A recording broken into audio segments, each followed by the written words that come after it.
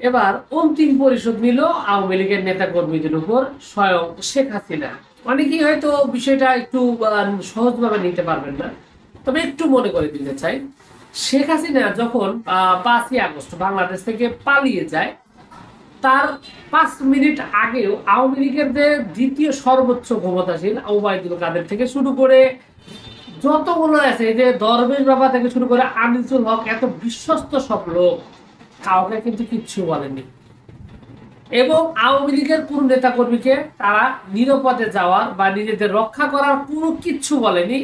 বড় বড় যে এই পুলিশ অফিসার রয়েছে, সেনাবাহিনী, তারা মানে সেনাবাহিনী তারা বিতর্কিত যে সমস্ত লোক রয়েছে, তাদের কাউকে সতর্ক করেনি। সতর্ক না করেই আহ নিতে থেকেই চলে যায় হুটহাট করে। এবং তার পালানোর 3 দিন আগে, মানে 2 আগস্ট, তার নিজের পরিবারের যতগুলো রয়েছে আন্ডা বাস্তা যতগুলো সবগুলো বাংলাদেশ থেকে নিরাপদে বের করে নেয়। এখন বিষয় হলো যে সেটা একটা যাত্রা ছিল এবং আওয়ামী লীগের নেতা কর্মীদের একটা বিপদে ফেলেছিল। এখন বিষয় হলো যে এখন অন্তিম প্রতিশোধ কিভাবে নিচ্ছে। অন্তিম প্রতিশোধ হলো এটাই, 5ই আগস্টের পর এরকম ভাবে পালিয়ে গেল, যাওয়ার পরে দেশের নেতা কর্মীরা তো মহা বিপদ। একদিকে ঘর থেকে বের হলে বিএনপি জামায়াত বা বিক্ষুব্ধ যে জনগণ যাদের ক্ষতি করেছে, গত 15 বছর লুটে পুটে গেছে, বিভিন্ন ধরনের জুলুম নির্যাতন করছে, তার প্রতিশোধ নেওয়ার জন্য ওত পেতে আছে। অন্যদিকে কোথাও গেলেও দেখা যায় যে দেশের মধ্যে থাকলে হয় জনগণের রোষে পড়বে, আর নয়তো আইনের মধ্যে পড়বে। মানে এমন একটা অবস্থা যে তাদের অপরাধের মাত্রাটা এত বেশি ছিল যে জীবন বাঁচানোই যায়। এত মানুষের সাথে এই আওয়ামী লীগের নেতা কর্মীরা অন্যায় করেছে মানুষের সাথে এবং জুলুম নির্যাতন করেছে। তো সেইখান থেকে কোনো মতে কোনো ক্রমে ভারতে তারা পালিয়ে যায়। এখন ভারত পালিয়ে গিয়ে যে এই যে গত 8-9 মাস তারা ছিল বা আছে, এখন সমস্যা হলো ভারত আর আওয়ামী লীগকে দেখতে পারতেছে না, পছন্দ করতেছে না। কারণ ইতিমধ্যে ভারতের নিশ্চিত করতে যে বাংলাদেশের আওয়ামী লীগের ভবিষ্যৎ টোটালি একদম ড্যামেজ, এখানে আর কোনো ভবিষ্যৎ নেই। কারণ এখানে নানান ভাবে তারা চেষ্টা করেছে, বিভিন্নভাবে বিশৃঙ্খলা করার চেষ্টা করেছে, সর্বশেষ বিভিন্ন আমলাদের মাধ্যমে এবং নানান ভাবে তাদেরকে আওয়ামী লীগ ফেরানোর জন্য হুমকি ধামকি বিভিন্ন ধরনের চেষ্টা করে সর্বশেষ তারা সবাই ব্যর্থ।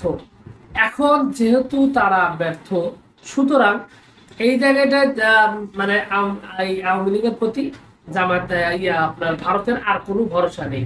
এখন ভরসা না থাকায় এই যে দ্বিতীয় যে প্রতিশোধ বা শেষ অন্তিম যাত্রা যেটাকে বলা হয়, সেই অন্তিম যাত্রার পথে হাঁটলো আওয়ামী লীগ। এবং শেখ হাসিনা তারা নির্দেশ দিয়েছে যে তারা এই যে কোনো মতে প্রাণ টান নিয়ে কোনোভাবে বাংলাদেশ থেকে পালিয়ে ভারত যারা গেছে, তাদের প্রত্যেককে নির্দেশ দিয়েছে দেশে ফেরার জন্য। বাংলাদেশের পরিস্থিতি আওয়ামী লীগের নেতা কর্মীদের জন্য এখন একটা মানে জ্বলন্ত কড়াইয়ের মতো, পড়তে দেরি, ঠাই হতে দেরি না। কারণ কারণ তারা গত 15 বছর ধর্ম থেকে শুরু করে এই যে আলেমগুলারে হত্যা করেছে, এই যে সাধারণ মানুষগুলার হত্যা করেছে, এলাকার উন্নয়নের কাজ হলে সেটা আটকে দিয়ে টাকা খেয়েছে, মসজিদ কমিটিতে থেকে মসজিদ কমিটির টাকা পর্যন্ত তারা মেরে খেয়েছে, আমি নিজে সাক্ষী। এরকম অনেক কিছু অপকর্ম করেছে। সেই অপকর্মকারীরা সর্বশেষ যে কাজটা করেছে, যে তারা বাংলাদেশে ফিরে আসছে, তাদের পরিণতি খুবই খারাপ হবে। এখন এই সময় স্বয়ং শেখ হাসিনা নিজের নির্দেশ দিয়েছে বাংলাদেশে ফিরার জন্য নেতা কর্মীদের। এখন যদি তারা বাংলাদেশে ফেরে, ধরেন বিএনপি নেতা কর্মী বা বাংলাদেশের জামায়াত যারা রয়েছে বা অন্যান্য যারা দল রয়েছেন, তাদের মন, বাংলাদেশের মানুষের মন অত্যন্ত দুর্বল। এসে যদি এখন হাতে পায়ে ধরে, হয়তো ছেড়ে দিবে, হয়তো ছেড়ে দিবে, মাফ করে দিবে বাংলাদেশের মানুষজন, কারণ তাদের মনে একটা মায়া মহব্বত কাজ করে। প্রশ্ন হলো তারা কি আর রাজনীতি করতে পারবে? যখনই আওয়ামী লীগের কথা মুখ জানবে, তখন যে তাকে মাফ করেছিল সেকেন্ডের মধ্যে সে কিন্তু উত্তেজিত হয়ে যাবে, তার বিরুদ্ধে ব্যবস্থা হবে। তার মানে এই সমস্ত নেতাকর্মী বাংলাদেশে ফিরবে ঠিকই, কিন্তু রাজনৈতিক পরিচয় ছাড়া। হয়তো অন্যান্য দলে মিশে যাবে, আর নয়তো আওয়ামী লীগের নাম ভুলেও মুখে আনবে না। আন্দোলন তো চলবে, কিছু পাগল যারা রাস্তাঘাটে ইতিমধ্যে আন্দোলন করে জেলখানায় ঢুকতেছে, এদেরকে অন্ধভক্ত বলা যায়। অন্ধভক্ত বলার সাথে বড় কথা হলো যে এরা ইতিমধ্যে গত 15 বছর তার সাম্রাজ্য হারিয়েছে। যেমন বাংলাদেশ থেকে যারা জমিদারিত্ব মানে পেয়েছিল বা ব্রিটিশ আমলে যে সমস্ত হিন্দুরা, সেই জমিদাররা, এই যে রবীন্দ্রনাথ ঠাকুর সহ অন্যান্য যারা জমিদার ছিল, তারা কিন্তু পরবর্তীতে ভারত চলে গেছে। এখন ভারত চলে যায়, এখনো কিন্তু তাদের জমিদারির কথা মনে করে আর বাংলাদেশের বিরুদ্ধে ষড়যন্ত্র করে। তো আওয়ামী লীগের অবস্থা এই সমস্ত নেতা কর্মীদের পরে উঠেছে তাই, কারণ সে সময় তাদের বিশাল বিশাল অবস্থান ছিল, তাদের এলাকায় লুটতরা চাঁদাবাজির একটা বিশাল সাম্রাজ্য ছিল, পাওয়ার ছিল, সেটা হারানোর যে ক্ষোভ, সে তাদের যে দুঃখ, সেই দুঃখটা মানে ভুলতে না পেরে মাঝে মাঝে এই মিছিল নিয়ে বের হয়, মিটিং নিয়ে বের হয়, এখনো দিবা স্বপ্ন দেখে ক্ষমতায় ফেরার, কারণ তারা ইতিমধ্যে জমিদারি হারিয়েছে। কিন্তু প্রশ্নটা হলো, যারা এখন পর্যন্ত এই যে সাধারণ যে নেতা কর্মী যারা যে বাংলাদেশে আসবেন, আসার পরে এই যে রাজনীতিটা তারা যে আবার সচল করবে, এই পরিস্থিতি কি থাকবে?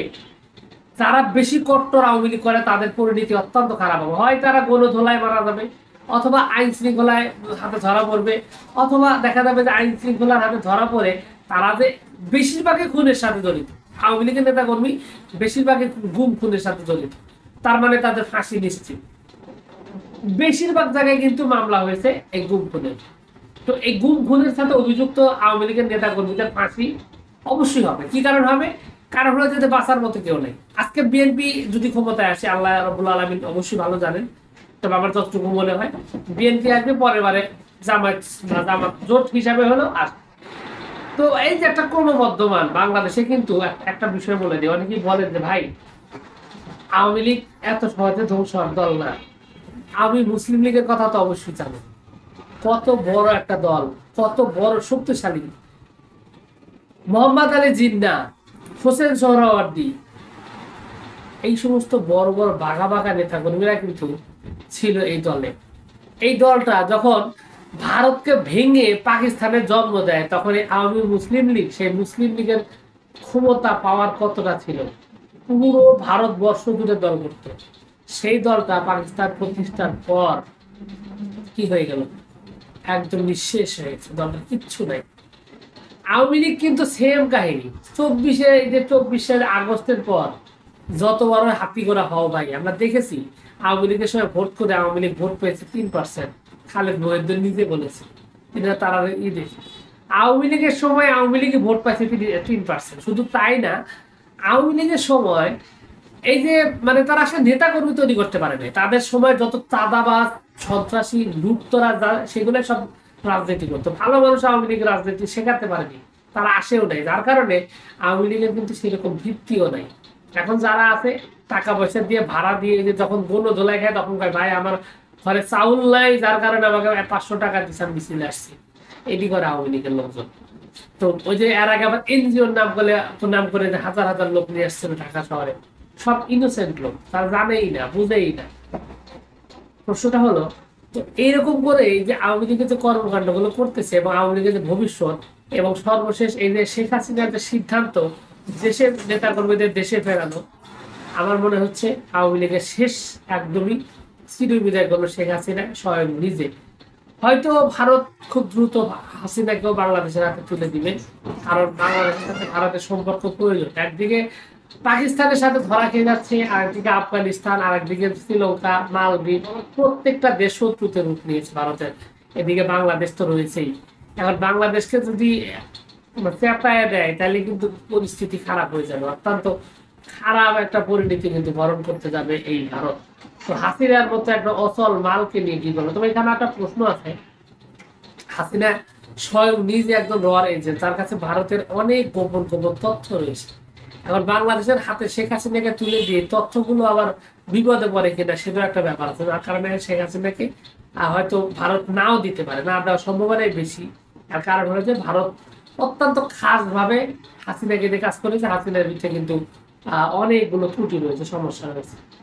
তো সবকিছু মিলিয়ে শেখ হাসিনার এই যে নির্দেশ আওয়ামী লীগের নেতা কর্মীদের দেশে ফেরানো, অন্যথায় ভারত তাদের থেকে মুখ ফিরিয়ে নিয়েছে, তাদেরকে জেলে ঢোকাবে, বাংলাদেশে পুশব্যাক করবে, ইতিমধ্যে শুরু করেছে, জেলে ঢুকানো শুরু করছে, হয়তো 2 মাস পর পুরোপুরি বেড়ে যাবে। সবকিছু মিলিয়ে আওয়ামী লীগের এই সাধারণ যারা নেতা কর্মী রয়েছে তাদের আস্তে আস্তে এমনি মিশে যাচ্ছে। আমরা দেখেছি, আমি একদম বিএনপি কর্মী হয়েও আমি কিন্তু দেখেছি যে এলাকার মধ্যে অনেক আওয়ামী লীগ আস্তে আস্তে বিএনপি বা জামায়াত বা অন্যান্য এনসিপি এই সমস্ত দলে মিশে যাচ্ছে। তাদের অস্তিত্বর প্রশ্ন ভাই, সংসার সবারই আছে, সবারই বেঁচে থাকতে হবে, সবারই ভবিষ্যৎ আছে। এখন রাজনীতি, শেখ হাসিনার যে রাজনীতি, সেই রাজনীতির সময় হয়তো 5 কেজি চাউল পাইছে, গম পাইছে, এলাকায় একটু মাতবাড়ি করছে, 2-4টা বিচার সালিশ করছে, এখন তার কারণে তার সংসার ধ্বংস করবে না।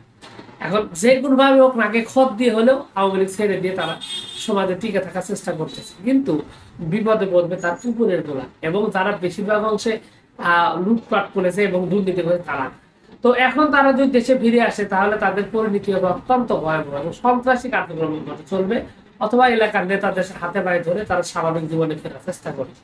তো পরিশেষে কি হবে? পরিশেষে একটাই, আওয়ামী লীগ ইতিহাসের একটা অংশ, যে ইতিহাস একটা লজ্জার ইতিহাস, আওয়ামী লীগের ইতিহাস সেই দুর্ভিক্ষের ইতিহাস, শেখ মুজিবের ইতিহাস সেই দুর্ভিক্ষের ইতিহাস, 10 লক্ষ মানুষ না খেয়ে মারার ইতিহাস, শেখ হাসিনার আওয়ামী লীগের ইতিহাস, গণহত্যার ইতিহাস, আলেম হত্যার ইতিহাস, ইসলামী আন্দোলন ধ্বংস করার ইতিহাস, আওয়ামী লীগের ইতিহাস, ছাত্রদের হত্যা করার ইতিহাস।